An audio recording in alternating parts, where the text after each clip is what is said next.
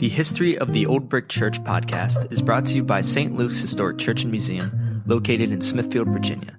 As a museum and historic site, St. Luke's focuses on the development of religious freedom and the early American religious experience. This program was supported by a grant from Virginia Humanities.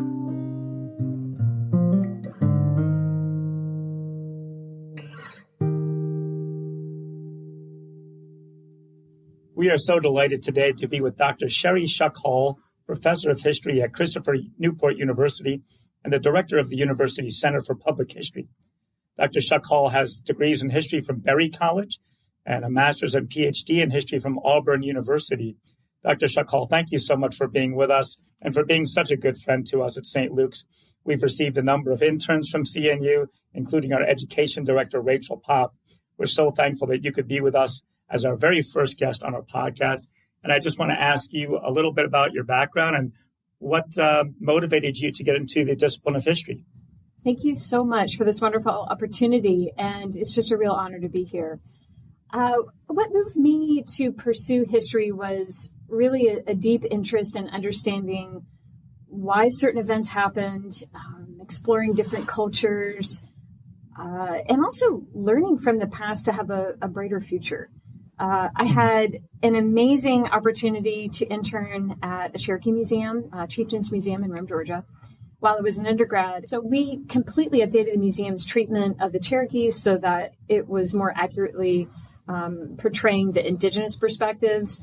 And I mean, it was pretty outdated, but this was something that was so exciting for me as an undergrad to be able to work hands-on with the artifacts, but also do some of the research, and I never forgot it. And it really changed really what I wanted to do.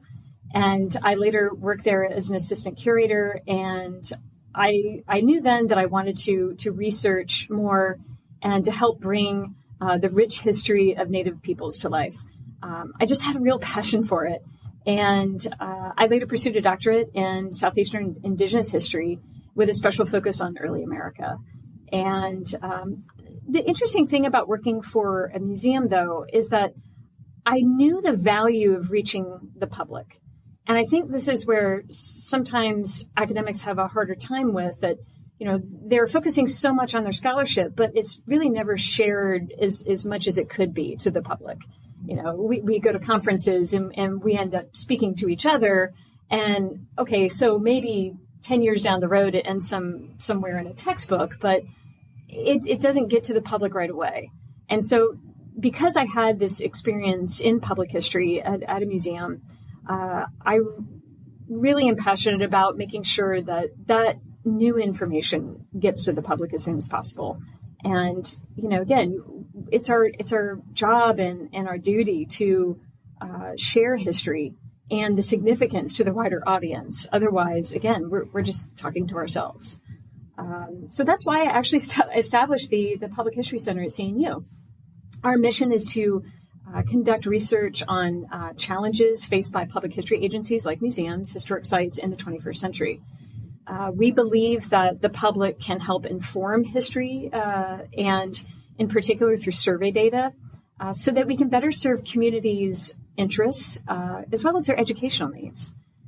And we also match amazing Christopher Newport students, such as Rachel here, with world-class public history internships in Virginia and beyond, and to also just generate student professional opportunities.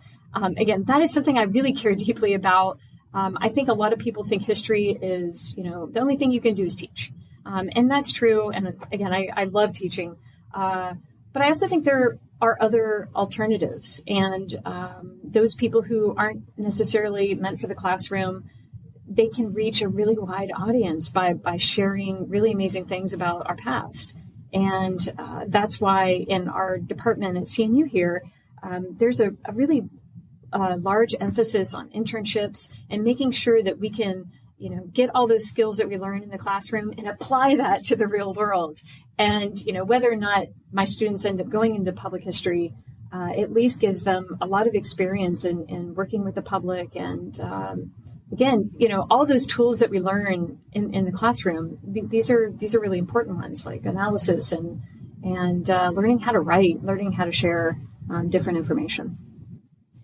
Thank you so much for that. You're certainly preaching to the choir with us here at St. Luke's. That's our goal, is to reach that wider audience. And this podcast is seeking to do that about our early American religious experience. And in that topic alone, we have a lot of misnomers, I think, because history, much like religion in some ways, touches people very personally, because maybe their relationship to the topic is through your parents and your grandparents and the stories that were told through the generations. And when those narratives are challenged, it can be very difficult. So I wanted to ask you just to kind of briefly give us a definition of history as compared to the kind of story form narratives and even the official memory that governments often engage in. Absolutely. That is a great question. The best brief definition that I have is that history is answering a complex array of questions about the human experience. It isn't just about facts or storytelling. I'm always reminding my students of this when they take my courses. It's about asking questions. So history belongs to the sciences. It's the forms of thought whereby we ask questions and try to answer them with data or evidence. And the process by which we place them together in written form can be viewed as an art. So history is both an art and a science. So we have the best of both worlds. So many people ask, why do we do it? For me and many others, when we study history, we make connections to the past in order to illuminate the problems of the present and potential future. And that's so worthwhile. History is different from community memory in that it's based on records or evidence of that time. For community memory, we choose what we want to remember and what we want to share with others, the public. And some of it's too painful, and people don't want to retell their experiences. Others can view it from a different lens. Memory is very close to us, and we have a harder time detaching bias. However, community memory still has value and can and should be incorporated into the study of history. If we don't include it, we will forget perspectives and viewpoints, and even if they aren't popular views right now. Memory helps shed light on why and how attitudes change over time. So that in itself is interesting to study. In my field of ethnohistory and public history, for example, we incorporate oral tradition, folk tales, stories from elders, so that it can allow their voices to be heard and to allow for a more balanced perspective.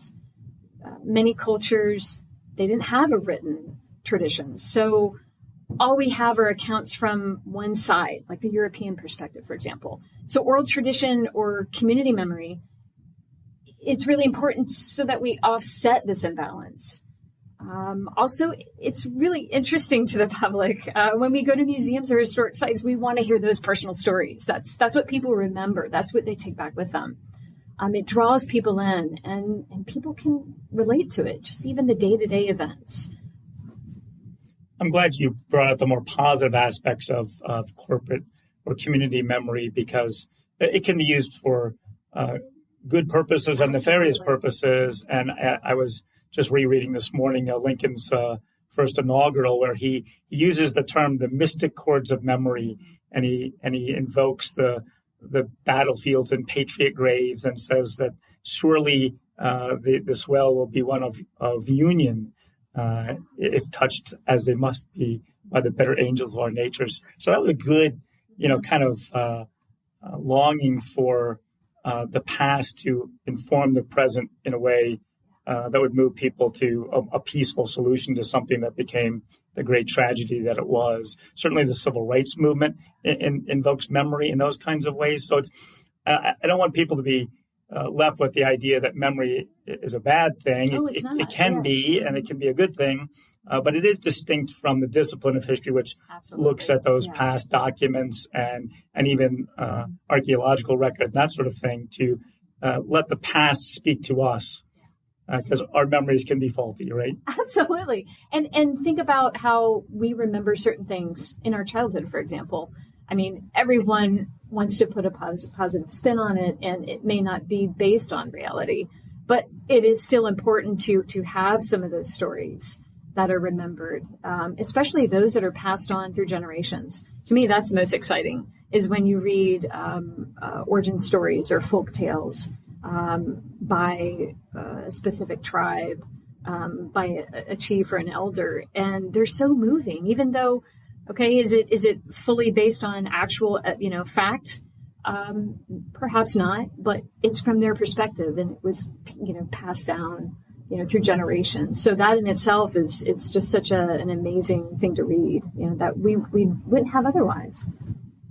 Yeah, that's terrific. You mentioned earlier the idea of bias. Yes. And I want to just explore, how do we limit the risks of our own biases and be as objective as we can be? How does a historian deal with that big issue? Yes, it is a big issue. And historians are always aware of the objectivity question. This is the one thing that we learn early on in our training. And I'm always telling my students this, that the most important thing to remember is realize your bias and try to find a balance. We all have aspects of it. So we're also trained to be as unbiased as possible, to use strict, rigorous methodology. Otherwise, we aren't writing history. So, for example, if I find a document that is explaining an event that took place, I need to check it against multiple primary sources or sources that were written down during that time period, especially if I'm trying to determine why an event occurred. And we have to constantly remind ourselves that we are seeking the truth, actual history, and to ask questions about it and to explain its significance, and then bring that information to the public. It's one of my professors in the past said, well, so what? You always have to answer that question. So what? The public wants to know that too. Why do you care about this? Why is it important to even remember? Why is it important to ask questions about it? It's not the job of historians to write propaganda. That's not what we do. We base our information on hard data, the facts. And the irony is that the farther away we get from an event or a people that we're studying, the more we know. So when people sometimes push back about you're changing history, wouldn't the answer be absolutely, and it should be that way? I mean, we're always revising history. We find out new information, archival documents open up, or maybe someone steps forward and says that actually happened this way instead. I mean, we're always faced with new information as the generations progress. And I mean, you can read histories of, I mean, again, my field of study is American Indian history, and some of the things that were written in the 1930s, I mean, it's hard to read. The language they're using, the perspectives they have, the old uses of noble savage. I mean, we don't do that anymore. We see things in different ways, in large part because there's so much more revealed to us now. We have more information. There are more historians who are looking into the perspectives of different peoples, as opposed to something that had been taking place where, you only focus on the winners. Mm-hmm. And, we always have to have multiple perspectives.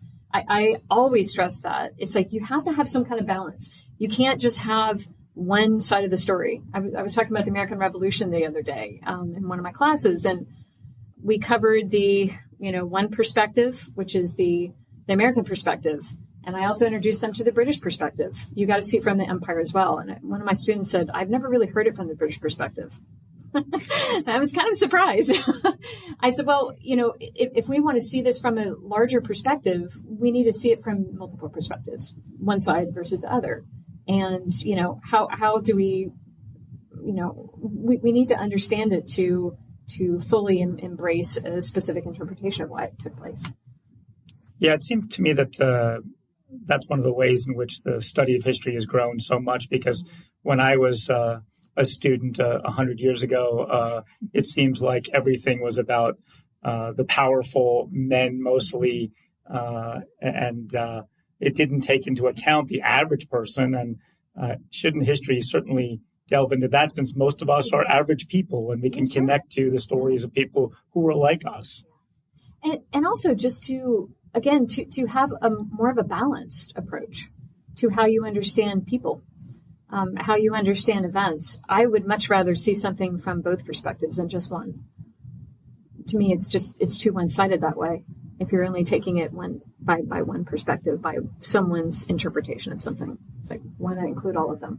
The more the merrier. And if you don't mind me jumping in for just a second, I remember in one of your classes that you had us do an interview. Mm-hmm. And I actually went to my grandmother and I kept having to ask her, and she kept saying, oh, I don't have anything interesting to say, that sort of thing. And had one of the most fascinating conversations with her for this project, this small project, where she was talking about being a little girl during World War II and talking about rationing, which to her was such a normal thing and such a boring thing to a certain extent. But it was something that I had never gotten to hear from a personal perspective before. And it was so interesting, some of the things that she told me. And I don't know if she would have talked to me about that if we hadn't had that kind of interview and had that project and conversation. Yeah, that is great. So people don't always realize what is going to interest the public or what some of this information could teach us until you really start to look at it and learn about it. Absolutely. Yeah, that's great. So one of the frequent concerns that I know we hear at the museum, and I'm sure you hear it in the classroom, is when we challenge some of these corporate memories, community memories, people will suggest that we are guilty of imposing our present day morals on that past generation. How would you respond to that critique? I think it's really important to understand why people believed in or acted in certain ways in the past. When we uncover these motivations, we can better understand our history. What we want to consider is if people acted in certain ways and we don't agree with those ideas now as we have progressed as a society, what can we learn? What can we do to avoid it in the future? History is for human self-knowledge, that for all humankind, we should know, first of all, who we are. Second, how are we different and how are we similar? Third, what we have done, everything, good and bad, all of that should be explored. And lastly, what makes us who we are? What is our identity? So should we at least reflect on the past and acknowledge what went wrong in certain times and that we would rather avoid it now? Yes, is the answer, I would say. The result is a better future with more knowledge. And to avoid the past mistakes, the pitfalls, we would be blind not to. I would suggest also that the historical record will also show us that no time is monolithic, and that there were people pushing back against the things that we now critique very strongly. So, for example, the issue of enslaving people, there's certainly been people from the very beginning of time who pushed back against that as something that was obviously a wrong. And even the people who practiced it, you hear Jefferson saying, that as he reflects on a just God, that he trembled for his country. He might have also said he trembled for himself. I bet. We can't assume that in any time period that everybody's acting in concert with one another. There's always disparate viewpoints in every generation. There are always factions.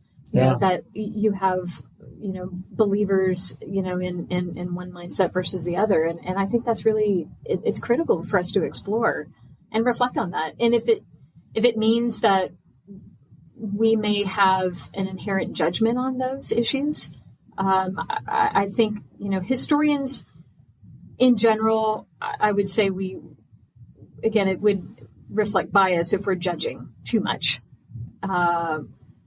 But I also think it's important to reflect on, again, this idea of what went wrong and what are the things that we should avoid. there are a lot of interesting things that have happened recently where historians have reflected and thought,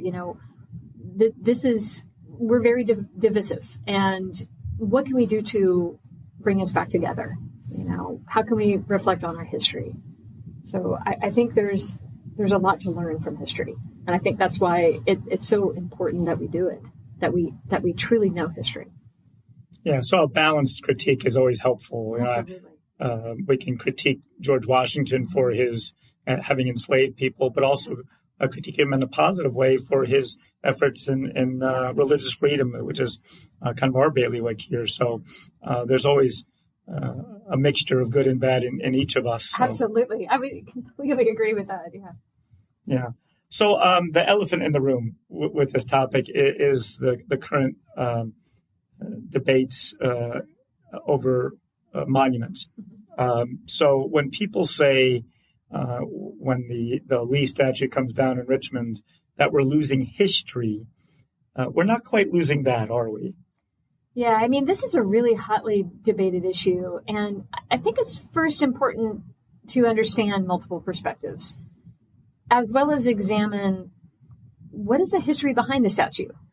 For example, when was it erected and why? What was its real purpose? What was happening during that time period that motivated the people to do it, or that community?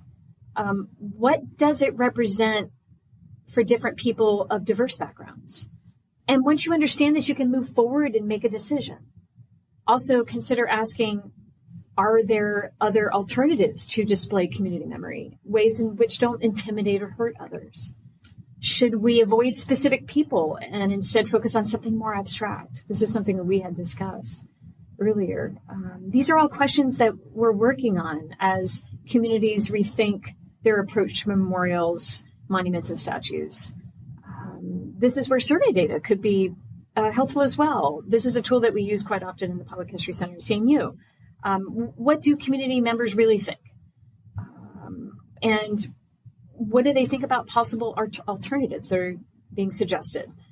When we are able to understand community concerns and receive feedback, so everyone knows that their voices are being heard, this is how I think we can move forward together and hopefully end the divisiveness.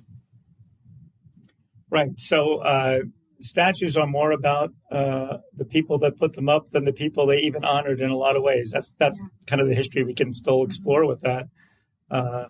And I like the idea of monuments that engage us in discourse. Like I can critique Mr. Jefferson as I did earlier, but one of my favorite monuments is the Statutes for Religious Freedom that's at Chaco Hill, that a very important document that helped us to grow in that movement towards religious freedom. So his ideas are something that we still need to talk about as compared to deifying or demonizing the individual. I mean, historical markers, plaques, things that can be reflected on if a certain event took place in that location. I always like historical markers, especially if they've been updated to, 21st century standards. And you see these and you really get the sense of who was here, why it's important to understand it. Some historical markers give me chills. It's like, you know that something took place really important here. And, it's memorable. And I think it also allows us to reflect on our nation's history. And again, some of it's going to be good, some of it's going to be bad, but we've got to take it all. Otherwise, I don't think we're being very patriotic. This idea that we can only look at the good things. Well, but that's not human nature. There are a lot of aspects to history that people don't necessarily want to learn about. But I think, again, if we're pulling it all together, I think it lets us know how we can move forward in a better way. Be interesting to see how we can create dialogues that aren't infused with so much emotion and look at it more critically like a scientist would. And even a scientist will tell you that even by observing anything, you're changing the environment. And that's certainly true for historians too. We can't fully put ourselves in the past. We can only let the past speak to us. as the surviving documents and technology to teach us. So I wanted to finish off by asking you about where's history going? How is technology and the sciences moving us in new and intriguing ways as we go into the future? I think it's very exciting, actually. The fact that during the pandemic in particular, we've all realized the great uses of technology. Mm-hmm. And it certainly applies to history, and especially public history. Historians have better use of digital archives, documents, images that are increasingly available online. Many libraries are allowing researchers and the public to view archival collections at home. We can record oral traditions and community memories and now share them online on digital platforms, which is great because it reaches that broader public. Something that I still do with my students. Every semester, they do virtual exhibitions in which they're going out to local museums and they're picking up a collection or an artifact that's hidden away, and they're able to research it. And we have an online platform where the public can learn about it and also learn what the students are doing. It's like they're making a bigger impact. They're making a meaningful impact in our community. And again, how we understand history. So this wouldn't be possible without technology. So that's a really important aspect that I really do love sharing with the public. The use of digital technology now creates a lot of open source historical material. They actually refer to it now as cyber museology. And again, it's so popular because it allows the public to access digital catalogs, to take a virtual tour through a museum that they may not be able to visit in person.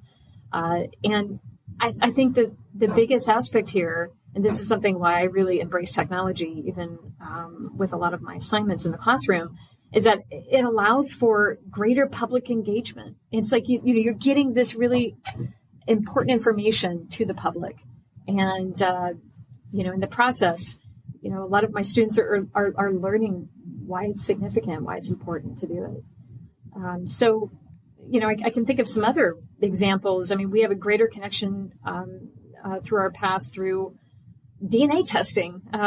This is something that is incredibly popular right now. It reveals our family history, and we're able to find our roots, where we came from, link us to others, across the country or even in different countries altogether. Technology is really giving history more personal relevance. And the last thing I can think of is again, like using survey data. At the Public History Center, we use surveys, statistical analyses, and other techniques to derive actionable findings to assist leaders in government, nonprofits, the private sector. We actually recently helped the town of Cape Charles assess public opinions about the community's substantial legacy of historic homes and buildings by conducting and analyzing survey data. So we analyzed it. We incorporated various tools such as, regression analysis to help town leaders understand the nuances of the relationships between public opinion and economic impacts of tourism, real estate values, and the historical built environment. So all of these things we couldn't have done without the technology that we have at our fingertips now. So I think there's so many ways in which technology can inform and improve our understanding of history. I always like to tell people you don't want your medical technology to be 100 years old. You don't want your kitchen technology to be 100 years old. Why would you want your history to be 100 years old? Because we simply, it's not that the past was stupid. We just know more now. And the more and more we gain that knowledge, the more and more we can be enlightened about the past and learn both the good and the bad. So, and history's so exciting. I'm always so surprised when, I have some people, sort of give me a little grimace when I tell them I teach history. Why would you want to do that? just names and dates, right? So just names and dates. I just tell the story. No. It's so much more complex. And again, it's fascinating. It's exciting to learn about different people during different time periods. And I was trying to convince everyone, that you got to go to museums. You got to go to Historic St. Luke's. and just see just all the different aspects of how our nation was built and why we should remember it. Well, on that beautiful plug for St. Luke's, we will end our conversation. Thank you so much. Thank you. This has been really fascinating, and it's a great way to enter into the future episodes that we'll have about this early American religious experience and how that idea of corporate memory and the actual data from the past meet somewhere. So thank you so much for giving us a leg up on this. You are most welcome. It has been a true pleasure. Thank you. It's an honor. Take care. You too. This program was supported by a grant from Virginia Humanities. Virginia Humanities connects people and ideas to explore the human experience and inspire cultural engagement. As the State Humanities Council, Virginia Humanities reaches millions in its estimated annual audience through festivals, grants, fellowships, digital initiatives, teacher institutes, radio programs, podcasts, apprenticeships, and school programs. Headquartered at the University of Virginia in Charlottesville, Virginia, Humanities works to serve Virginians in every corner of the Commonwealth. To learn more, visit virginiahumanities.org. To learn more about St. Luke's Historic Church and Museum, please visit stlukesmuseum.org.